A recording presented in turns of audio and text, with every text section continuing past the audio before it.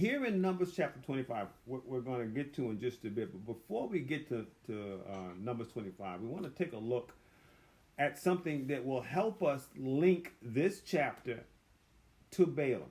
Because we're not going to see his name in here, not directly, but I'm going to show you where there's a hint to his name in this chapter.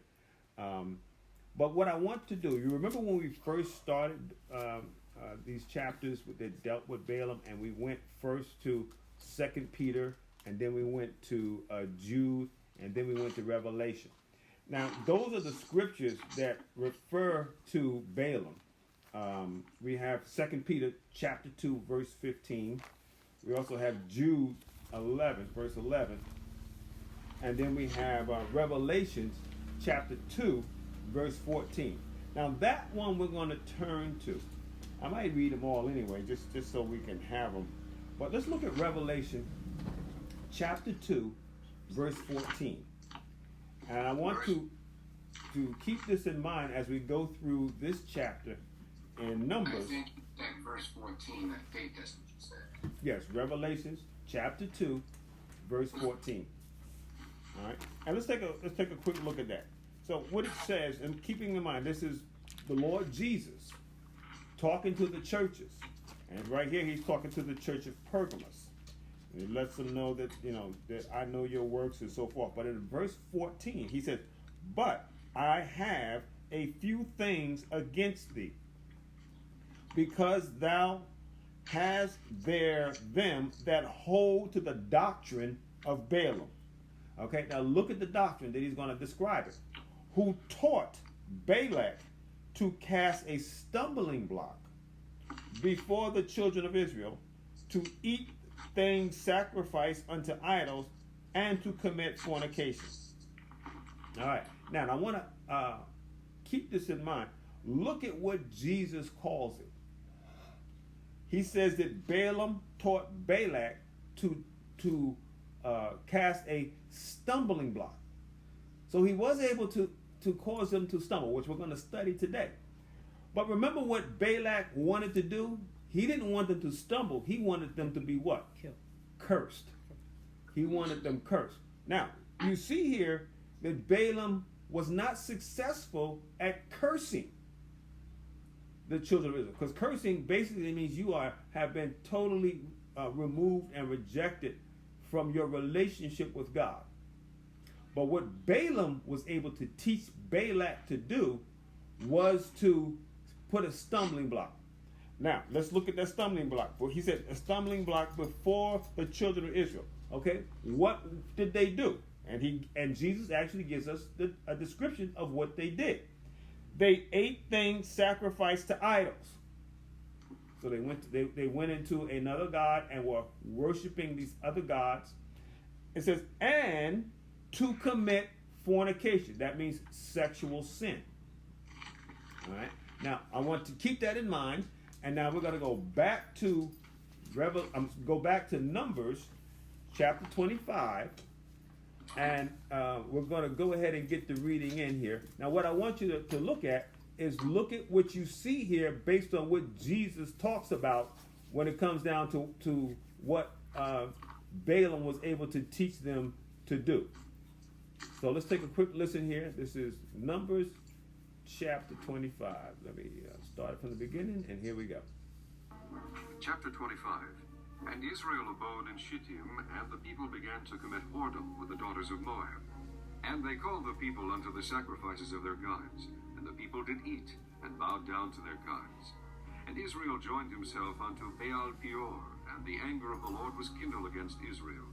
And the Lord said unto Moses, Take all the heads of the people, and hang them up before the Lord against the sun, that the fierce anger of the Lord may be turned away from Israel.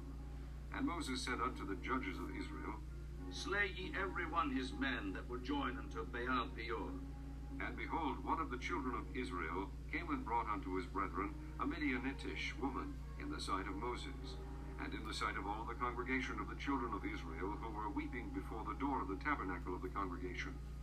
And when Phinehas, the son of Eleazar, the son of Aaron the priest, saw it, he rose up from among the congregation, and took a javelin in his hand.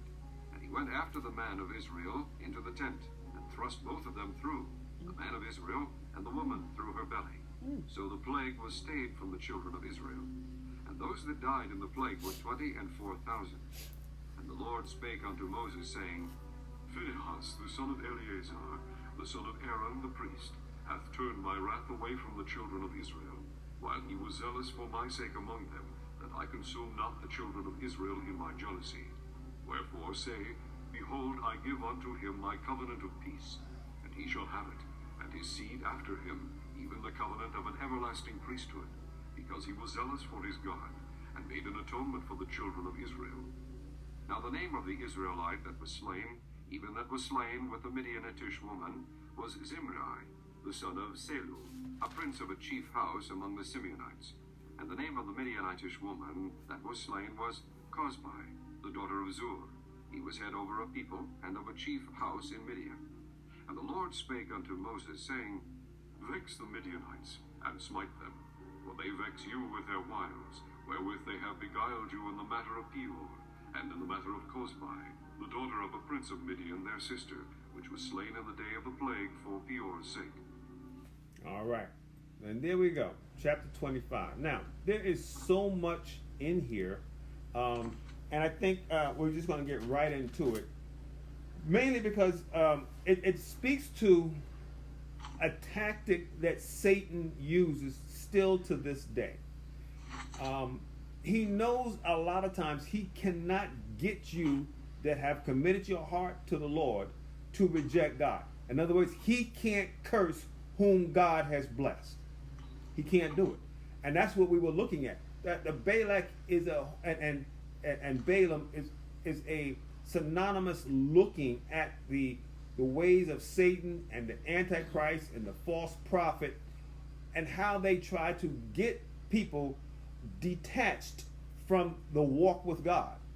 But Jesus told us, the Lord told us, Paul told us in the scripture, that no man can take us out of the hand of God. He says, no man can pluck you out of my hand.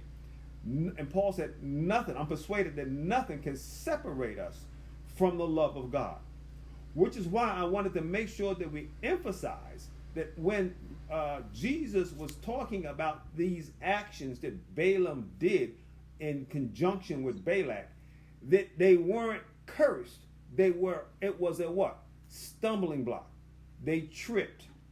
All right? They fell down, which is part of what their nature is, and we pull in that nature even as followers of Christ as the church. And remember, the Lord understands that. That's why he always refers to his chosen people by two names.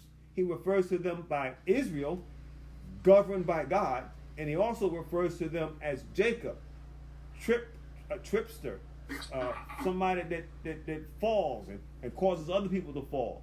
All right? And that's another error of Balaam, because Balaam cannot understand, just like Satan could not understand, how God could bless people that did sin. And so what we're going to see here is that the individuals that we see here that do the evil, they're going to reap what they sow. But God's people are always going to be what? Blessed. God's not going to turn away and say, I'm not going to bless you because y'all have people in there that choose to do their own thing. But let's get into the reading here. So chapter 25, and it starts off with the word and like I've always said, anytime you start a chapter and the word and's there, go back 2 or 3 chapters and take a look at what's being connected here. So we can see that this is connected to everything that Balaam had done and Balak had done prior. And it says, and Israel abode in Shittim, and the people began to commit whoredom with the daughters of Moab. Now, what did Jesus say in Revelation when he was talking to the church of Pergamos that Balaam taught them to do? One thing was to offer up sacrifices to idols, and the other thing was to commit what? Fornication. And this is what it shows here. So, okay, now why is this happening? Okay, let's go back again. They're committing whoredom with the daughters of Moab. Remember when I told you, when we watch the beginning of Moab, Moab was a nation that was built out of incest and sexual improprieties. When Lot's daughters thought that, well, the only way they can actually move the family through was to get their father drunk and lay with their father and produce a child through that incest relationship. And I said that when you go forward, you're going to see Moab always entangled in some kind of sexual deviance, because that's how the nation. So there's an inclination for that kind of spirit to be in the people. Now, with me saying that, that's the beauty of Jesus, and that's why God is so good. Because what Satan will say is, that's the kind of nature you have. You're going to live according to your nature. But God can come in, and that's the thing that Satan don't know. And Satan can't really understand. And that's one of the errors of Balaam.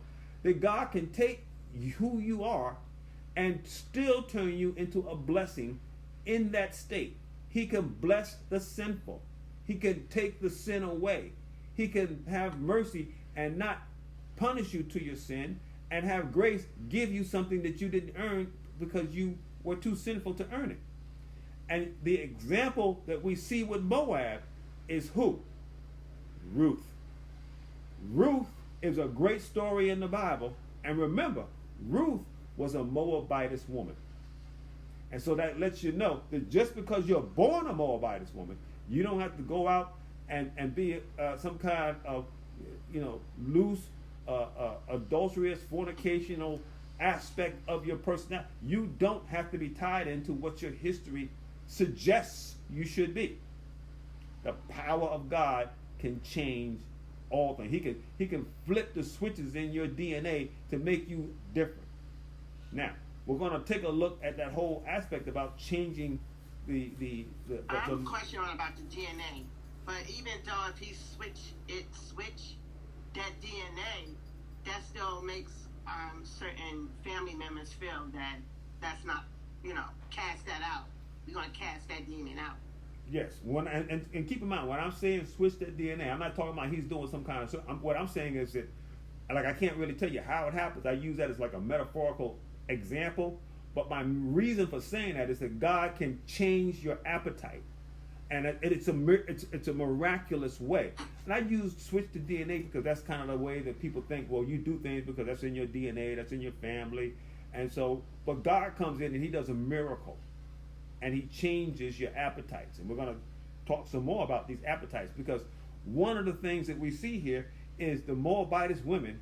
Well, who are they going? Who went after them? It says the Moabitess women were being, they were seducing who? The men of Israel. And sometimes the problem with men is that their zeal and their passion and all that they have is placed on the wrong thing. In our society today, men are taught, put all your gumption and everything on your sexual prowess and how you can do and who you can be with and how many you can be with. And so when the women of when the Moabitess women came there, all they did was put a flame to the logs that were already there. Men already got that in them, but just because it's in you don't mean you have to subdue to it. Man. All right. So same thing that happened with Ruth. Mm-hmm. Ruth, she was a Moabitess woman, but she didn't have to live that Moabitess lifestyle. Amen. And men, just because you have that easy trigger, and you see something, You don't have to act on it. You don't have to act on it, and you can ask God to moderate and move it to where it should be. Now, I ain't saying turn nobody into a eunuch. I'm not saying turn nobody into some kind of impotent monk. What I'm saying is govern it properly. Mm-hmm. Learn how to do it. But it goes right back up there. It goes right back up there. Exactly. But there has to first be a what? A willing mind. If you don't have a willing mind, then it's not going to happen. And you also have to admit, because the physician won't come unless you tell him you what? Right. You're sick. So you have to admit, man, every time I see this thing or watch this person or look at this thing, man, I just go all off in my mind. Well, then you got to admit that. Mm-hmm. Say that's what I do. He taught me that in Home Depot. That's right. And then you got to just make sure that you... They taught you that. He did. No, he really did. That's He taught right. me that in Home Depot. I believe that. I believe that because you can see all kinds of things in Home Depot. Walmart, too. Yep. All right. I told him I want to ask the lady a question. I didn't have a question in my mind. I know you did. You wanted to ask her something else. I understand. Yeah. But that's how kind of just naturally how guys are, and you know, and I'm not berating a guy for being what he is. Matter of fact, I'm kind of good. I always find it in this day and age. I think it's good when guys are attracted to women because you got other things that are, you know, some kind of different way. But that's another story. We're going to get to that at another time. So what we see here in verse 1 was that the children of Israel were committing whoredom with the daughters of Moab. And we've kind of explained that, all right, about that whole concept. Look at verse 2. And they called the people unto the sacrifice of their gods, and the people did eat and bowed down to their gods. All right, now let's go back to what Jesus said to the church of Pergamos. He said they taught them to eat things sacrificed to who? To idols. Idols. All right, let's read verse 2 again. And they called the people unto the sacrifice of their God, and the people did eat and bowed down to their gods. So you see here, the only difference between what he said to Pergamos and what we're reading here was that he talked about the idols first, and then the fornication or the whoredom, and here they're talking about the whoredom first and then the idols. All right, but it's the same two things: sexual impropriety and worshiping false gods.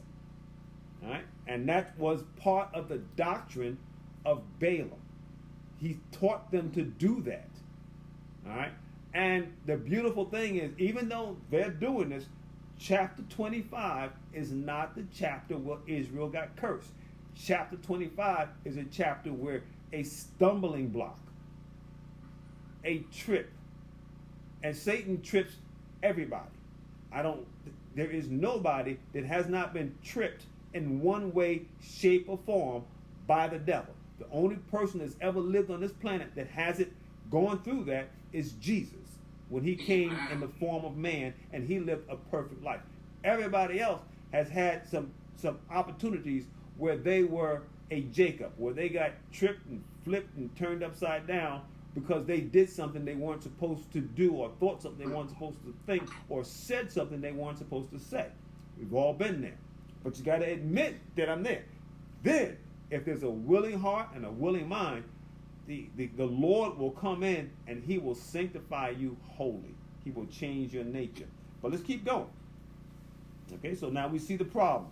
They're committing whoredom and they're eating things and worshiping to these false idols. Now, part of the... Well, let me go down to the next verse and then I'll talk about that. Look at verse 3. And Israel joined himself unto Baal Peor, and the anger of the Lord was kindled against Israel. Okay, now the anger of the Lord was kindled. Why? Because he joined himself to this false god called Baal Peor. Now, I said that Balaam's name is not mentioned in here, and it's not. But there's a connection with the word that part of the syllable of his word, of his name, is in the false god. The god happens to be called Baal Peor, and we were looking at Balaam. So there's a familiarity, there's a familiar spirit with this false god and with Balaam and with Balak. All of that seems to have a little bit of a connection with some of the verbiage that we see here. Now, it says that when Israel, all of Israel, joined himself to Baal Peor, the anger of God was kindled. Why? Because they began to worship this false god. And how did they worship? Well, the two verses before describe the worship practices that Baal Peor produces. And if you think about it, today, a lot of people practice this same worship of this god, of this false god. How do they worship? They worship him by sacrificing things to it, ingesting it in food, and then they also, part of their religious ceremony was to commit fornication with the temple priestess and the temple women that were there. Now, you open up a church like that today, how popular is that going to be? You come in, we're going to serve you food, we're going to worship with you, and then you're going to go to the back room to our harlots and you spend time with them. Well, there's going to be a line outside for a lot of people because they're going to want to come in, because that feeds the appetite. I'm going to feed my natural hunger, and I'm going to feed my sexual hunger. You're going to give me all of that and then worshiping a God, and then that worship is supposed to make me more powerful, more affluent. It's a lie. It's not true. That's a false God. That God has no power. But people will believe it because it feeds them. People have itching ears. That's what they want to hear. I want to believe that if I do that kind of stuff, it's going to be beneficial to me. No, it won't. So where should we be putting our energies? We're going to get to that in just a bit. But let's keep looking at the stumbling block. Let's look at what happens here. Verse 4. Now, keeping in mind, because God is a jealous God, God has his what? His anger. Now, that's an important thing. Actually, I shouldn't just run past that. It says, and the anger of the Lord was kindled. It didn't say, and God cursed him. It said the anger of the Lord was kindled. Okay, so God can be angry at your actions, but still see you as his child. Look at a parent. Is there any child that has in no way, shape, or form ever made their parent angry? Of course they have. Children can make parents angry, can make parents go really angry. But that doesn't change the fact that the parent sees the child as what? You're my child. And mainly because you're my child, that's why I'm angry. Right? I'm angry because my child is doing this. All right? So let's keep going. Verse 4. And the Lord said unto Moses, take all the heads, and it's not talking about the leaders, right? It's talking about all. It's not talking about the regular people. It's talking about the leaders. Take all the heads of the people and hang them before the Lord against the sun. So get all the people that were leading, and we're going to impale them and put them out in the sun to dry. And there's so many metaphorical aspects you can get to this, because they're going to be hung up before the sun. In other words, you should be trying to serve and worship the Son of God, which we can kind of take out the SU and put in the SO in. But, I'm stretching it a little bit, but I can see that in here as well. Things that where you can look at how the Spirit of God is trying to point things out. But the key is he's taking action. What you reap, what you sow, you shall reap. And that's what's happening here. So there are a lot of times when God's grace and when God's mercy covers. But there are other times when God says, this you will reap. And how do we know when that's going to happen? That happens when the anger of God. Because when the anger of God is kindled, mercy and grace get behind God's wrath. See, when we're dealing with God, we want to make sure that we have God's grace and mercy and not his wrath. But if you're dealing with God's wrath, you're still dealing with God. God has wrath. And he will not allow sin to dwell in his presence. Not at all. Not one little bit. Because God is always going to remain holy, and everything and connected and in his presence must be holy as well. So you take their hand and hang them before the sun, that the fierce anger of the Lord may be turned away from Israel. Why? Because I'm going to allow them to pay for this act. I'm not going to put grace and mercy on this. I'm going to allow this one to run its course. And they're going to end up in a situation where you actually get the payment for the work you did. And we all know the wages of sin is death. And that's what happens. Death begins to happen. Let's look at verse 5. And Moses said unto the judges of Israel, slay every one his man that was joined unto Baal Peor. So Moses says, now, he's talking to the judges, the ones that are going to execute the will of God. He says, you go out, and I want you to find everyone that was joined. In other words, anyone that was having that sexual relationship with any of these individuals, these women that were part of that Baal Peor worship. He said, slay ye every one of his man that were joined to Baal Peor. So instant death. Sometimes grace, you commit a sin and grace shows up. You commit a sin and mercy shows up. Sometimes you commit a sin and wrath shows up. All three of those are God. All right? And you got to keep that in mind. That's why you can't take God for granted. And that's why you can't say, well, I'm going to sin that grace may abound. Grace might not show up. Wrath might show up. And that's still God. He is a God of wrath. What does that mean? He is holy and cannot allow sinful things to be exhibited in his presence. All right, let's keep going. Verse 6. And behold, one of the children of Israel came and brought unto his brethren a Midianite woman in the sight of Moses and in the sight of all the congregation of the children of Israel, who were weeping before the door of the tabernacle of the congregation. All right, so what's going on here? Look at verse 6. So now we got this one guy who we're going to see named in just a minute. He's so brazen that he brings one of his temple prostitutes into his tent in the open daylight, right in the sight of Moses and in the sight of all the congregation. So basically what he is doing, he's having his own little parade. I'm going to show you what I'm doing. I'm going to go do my thing, and I don't care who sees it. All right? So now the other thing we're going to keep in mind, if you notice, it didn't say a Moabitess woman. It said a Midianish woman. So that lets you know that it wasn't just people of Israel in there. It wasn't just the Moabite. You had other nations that were joined in there as well.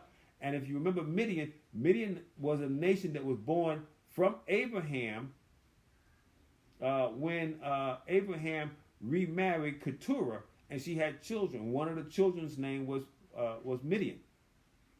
And so this is where that came from. All right. And it says, and they brought him in front of the children of Israel, who were weeping before the door of the tabernacle of the congregation. So what that means is that the people of Israel had started weeping and repenting right in front of the tabernacle. But while they were there seeing people that had died, because remember the judges already went and killed the men that were joined with the women, and now the rest of the people were weeping at the tabernacle. And while all this was going on, while all this death and weeping and feeling sad and guilty for transgressions was going on, this guy parades his Midianish prostitute, temple prostitute, right in front of Moses and the rest of the congregation. And look at verse 7. And when Phinehas, the son of Eleazar, the son of Aaron, the priest, so here's one of the sons of the priest of Aaron, saw it, he rose up among the congregation. He was part of that congregation that was there weeping. He rose up and took a javelin in his hand. He went and got a weapon. And he went after the man of Israel into his tent. He went into that guy's tent, because that's where the man took this Midianish woman. He took the woman into her tent. And you know what he was doing with that woman in his tent. They were in there doing what you do when you take a woman into the closed quarters. They were in there having their illicit sexual relationship. It says, let me go back to 8 again. He went after that, the man of Israel, into the tent and thrust both of them through. And the man of Israel and the woman through her belly. So the plague was stayed from the children of Israel. So now Phinehas went into the tent, saw them joined together, took his javelin and stuck it through the back of the man and through the belly of the woman. Now, if you read some other versions of the Bible, one of them talks about it going through the private parts. So in other words, he took that javelin and stuck it through the behind of the man and through the vagina of the woman.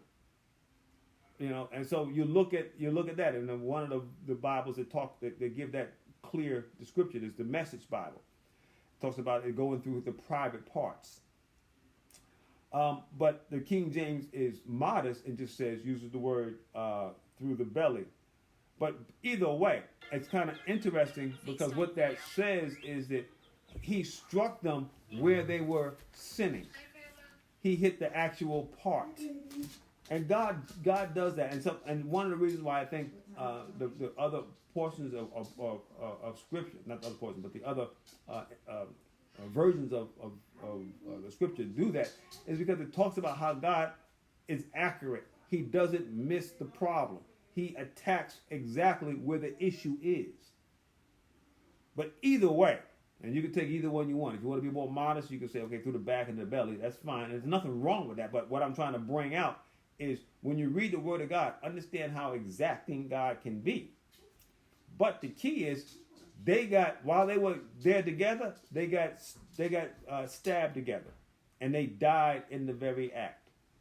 Okay, and that was Phinehas that did that. Look at verse 9. It says, "And those that died in the plague were 24,000." So during this plague, when they were killing all of these individuals that were binding themselves with the worship of Baal Peor, there were 24,000 that died. That's not just a couple of people, but that shows you how easy it is to raise up the inappropriate hunger that we can sometimes have in us as human beings. And it don't take a whole lot to get a whole lot of people going the wrong way. You get one, go ahead, Hayward. I don't think people realize,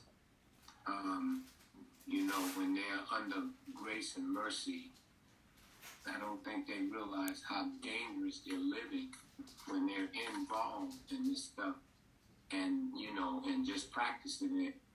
See, because the Bible tells us, that yes, God will forgive us. He's a forgiving God. He's a loving God. But then we don't never want to look at God's wrath. We always want to hang on to His grace and His mercy, and that's what we should do. Yes, it's hang on to it. But because we're hanging on to it, we should be grateful and try to stay away from this stuff. Mm-hmm. That's right. Don't misuse the grace and mercy, and forget that God also has wrath.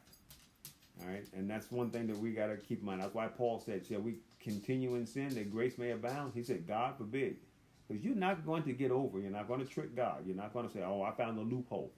That's not happening. Not with the Lord. All right, so we have a lot of death going on. Look at verse 10. "And the Lord spake unto Moses, saying," now look at what God says about the action of Phinehas. He says, in verse 11, "Phinehas, the son of Eleazar, the son of Aaron, the priest, have turned away my wrath." He's turned away my what? My wrath. In other words, he's saying, my wrath was in your presence. In my presence with you was my wrath. See, I want God's grace, mercy in my presence. I want His forgiveness in my presence.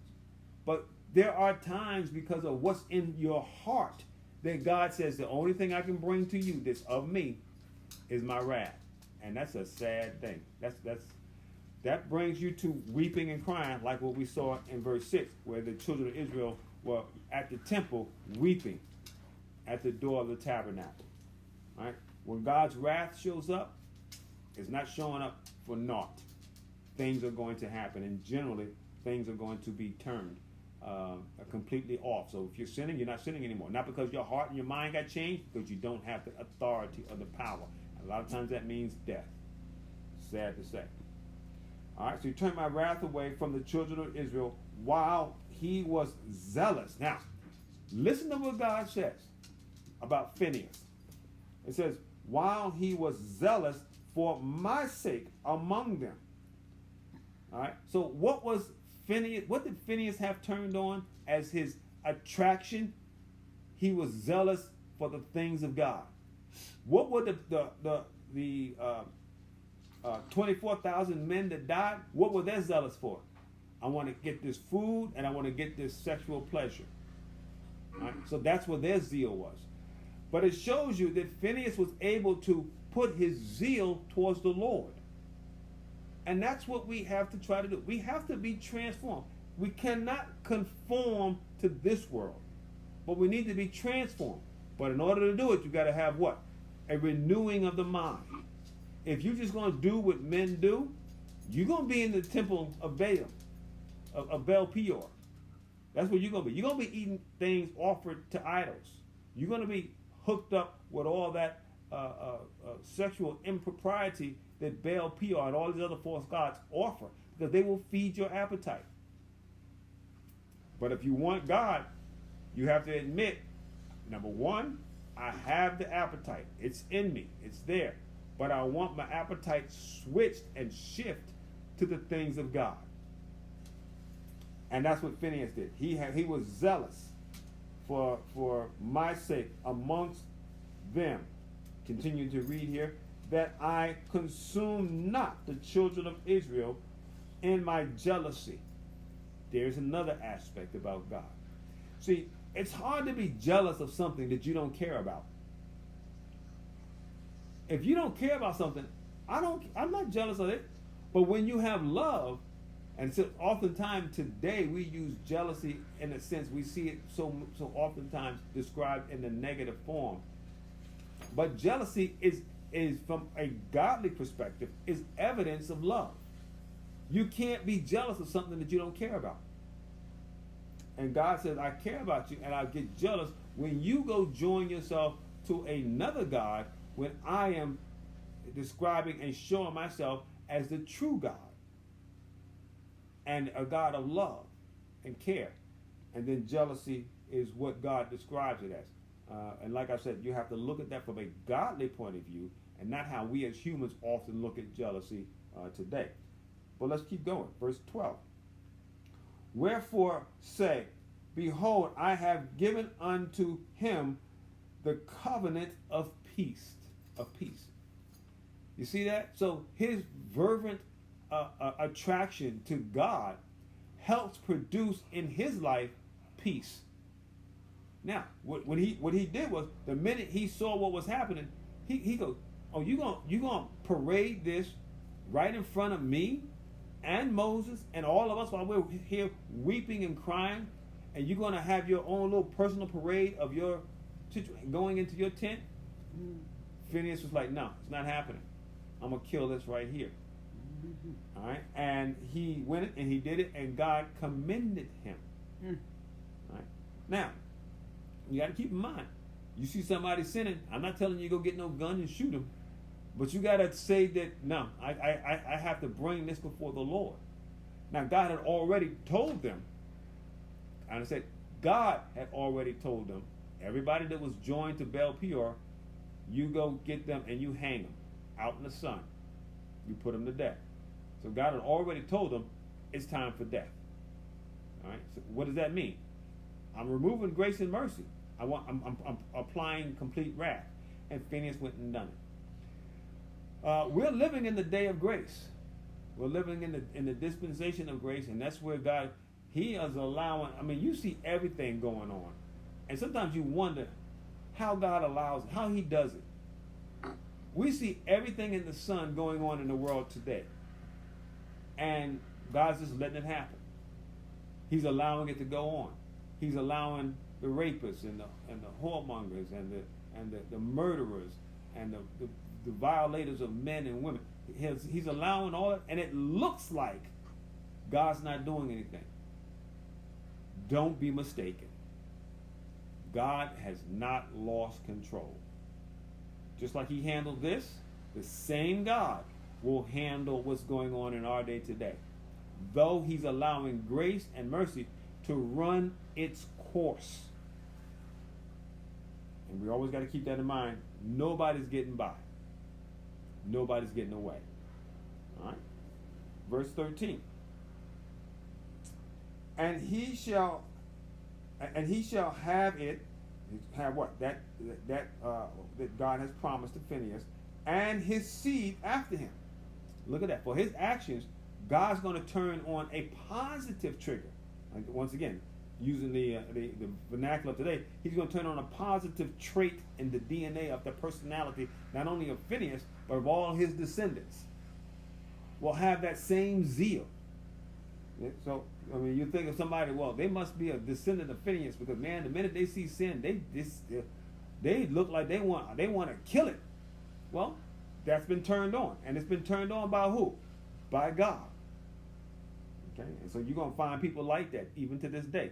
Some people can be like, I'm trying to work. Other people, the minute they see sin, they want to get an axe and a sword, and I want to chop this thing up. And you got to be, understanding and use the methods that Jesus has given us about our enemy and about, loving your enemy and turning the other cheek. And I mean, Jesus didn't give us that for nothing. We got to learn to use it. But that don't mean it's easy. And for certain people, it's almost like I got to go to God because all I want to do is slap, punch, and kick. And there are people like that. And so Phineas is one of those type of people. And all of his descendants are just like that. It says, even the covenant of an everlasting priesthood. That means he's going to be representing God. Because he was zealous for his God. Look at that. He wasn't zealous for his appetite. He was zealous for his God. How do you get that way? You have to want to be that. You have to want that. It's not going to happen because, you have to want it. Because we're born in sin. We're shaped in iniquity. And you have to admit, I have a natural inclination to be zealous and hungry for the things that are sometimes not correct. Of the world, exactly. But can I recognize it, admit it, confess it, and then ask God to make a change so that I'm zealous for the things of God. And made an atonement for the children of Israel. What Phineas did was also an act that God looks and says, because of what Phineas did, guess what I'm going to do? I'm removing my presence of the wrath and bringing back my presence of peace. All right? That's an important thing. See, it's all a matter of where are you in God? Are you on the wrath side or are you on the peace side? Are you on the judgment side? I have a question. Or are you on the wrath? Go ahead, Mary. Liam has a question he wants to ask. All right. What does wrath mean? Wrath means anger. And it means a situation where you're going to fight against the things that you're angry at. You use your strength and your energy to fight what you don't like. Right? And God has perfect wrath. Now, we as individuals, sometimes our wrath can be misguided, but God's wrath is perfect. So when he's angry, the Bible says he's angry at sin, all the day long. He's angry at the sinner all day long. All right? So that's what wrath means. Thank you, Liam, for asking that question. All right, let's go down to 14. Now, the name of the Israelite that was slain. Okay, what's the name of that guy that brought that Midianish woman into the tent?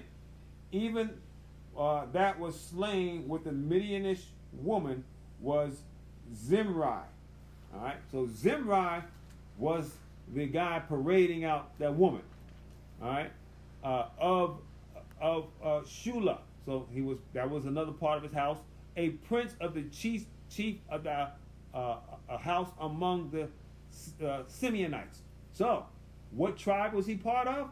He was part of the tribe of Simeon. All right. Now, if you remember the Simeonites, remember when their sister got raped and taken by one of the leaders, and then there were two of the brothers. There was Simeon. I'm trying to remember who the other one was, and Simeon and Judah went down there, and they said, "Well, They told this whole elaborate story about, well, we're gonna allow you to join with us, and but all the men got to get circumcised, and then when the men got all circumcised, and then him and his other brother went down there, and they slain all the men. All right, because of the violation that happened to their sister Deborah. Well, that's the Simeonite. So you look at that nature there, brazen. Do what I want to do. Want to do it, and you don't see anywhere where God or had commanded that. He just talks about it and gives us the description of that happening. And that's just the history behind Simeon. You can add stuff to that. I'm just throwing that in there just so you would know, some of the nature behind the history of that tribe.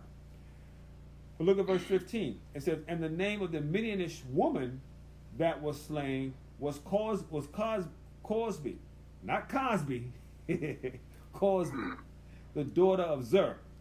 He was the head of a people and the chief house in Midian."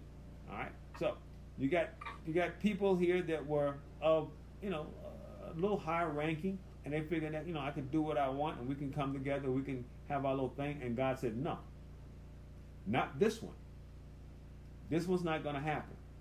I already told you to get rid of all the other people that did it. 24,000 people died. You think you're going to get away after we already slain 24,000 people, and you're going to come up and do the same thing?" No, it's not happening. God's wrath was there. Thank God for Phineas, because he turned away the wrath of God and brought back the peace of God. Verse 16. "And the Lord spake unto Moses, saying, Vex the Midianites and smite them." Now, this is important. The Midianites, God says, "I want you to go in and I want you to do battle." Why? You have to fight against them. Why? Because the Midianites are part of that whole Baal Peor worship. So you have to fight against false worship. You have to fight against that thing that will try to get you and allure you away from the things of God. You got to fight against it. And so what do we say? You got to admit that I have to do battle with my own personal Midianitish thinking. I got to do battle with my own personal Moabitist attraction. I have to do that. And of course we're talking about men, but this does apply to women too. It's just that men are so brazen with it. You think about all the different things that are in business, mainly because of the carnal appetites of men. And if men's carnal appetites were to not be there, a lot of things wouldn't happen, and we wouldn't have a lot of different things. But that's part of what we need to make sure that as men that we address. And of course, like I said, that applies also in a lot of ways to women as well too. All right. Our final verse here, verse 18. "For they vexed you," and this is the Lord speaking, is why I'm telling you to get rid of them. "For they vex you with their wiles." The scripture always talks about the what? The wiles of the devil. That means, and wiles speaks of, I'm going to do what I want to do. That's what Satan did. I don't want to know what God designed me to be. I don't want to know what God has laid out for me to be. I want to be whatever I want to be. And that means you want to be your own God. But you can't be your own God. It's impossible for you to be your own God because you can't create yourself. You can't say that I'm all being and I'm all existing and I always was. Only God can say that. He's the only uncaused cause. Amen. So you have to admit that I need something to exist. Amen. Right? But the wiles of the devil say, no, I don't need that. I'm going to do what I want to do. So he says, "For they vexed you with their wiles, wherewith they have beguiled you." That's another aspect of who? Of Satan. He beguiles. He finds out what your appetite is, and then he puts it in front of your face. He puts that carrot right in front of you and keep you walking after it. So the wiles of the devil, the beguilement of the devil. That's what Satan did to Eve. He beguiled Eve, tricked her, all right, beguiled you with the manners of Peor, and in the manner of Cosby. All right, Baal Peor was the worship. Cosby was the action. That was where the fornication and the whoredom took place because of the Midianite woman that was part of that. Peor was part of the worship, the Baal Peor. That was part of the worship. So you're worshiping a false god with illicit actions. It's a bad thing. And the daughters of the princes of Midian, their sister, which was slain in the day of the plague of Peor's, for Peor's sake.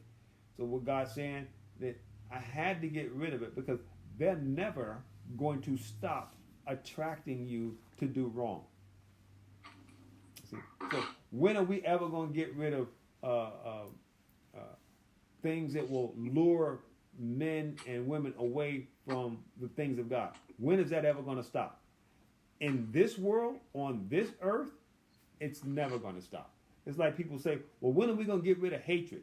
When are we going to get rid of racism? When are we going to get rid of cruelty? Not in this earth. But the scripture says we're going to have a new heaven and a new earth. And was God, this earth is reserved unto fire. Exactly. And God's going to bring forth that paradise that we all try to seek and look. And I always try to remind people, listen, don't get discouraged, don't get frustrated, because this is not heaven, and this is not the new earth. This is the corrupt earth.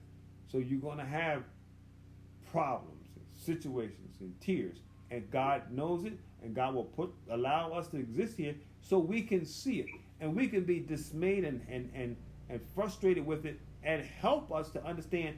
I understand why God is doing what he's going to do. When God comes and he destroys and his wrath hits this planet, we will be like, yep, I get it. I understand it.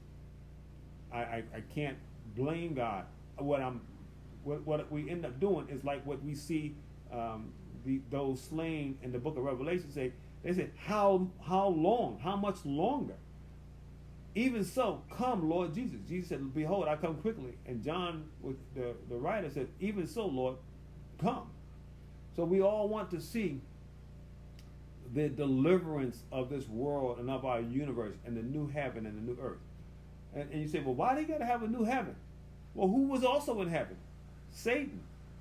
So Satan is no longer going to be in heaven. And that's going to be a new heaven and a new way. So we're going to have a new heaven and a new earth. The only thing that we're not going to have new is God. God will still be the God of Alpha and Omega. He will be the God of the beginning and the end. He's going to be God all by himself. But heaven will be new. Earth will be new. And that's where we will exist in paradise and in perfect union with the Lord. All right. We thank God for this chapter. Any comments or questions on what we talked about?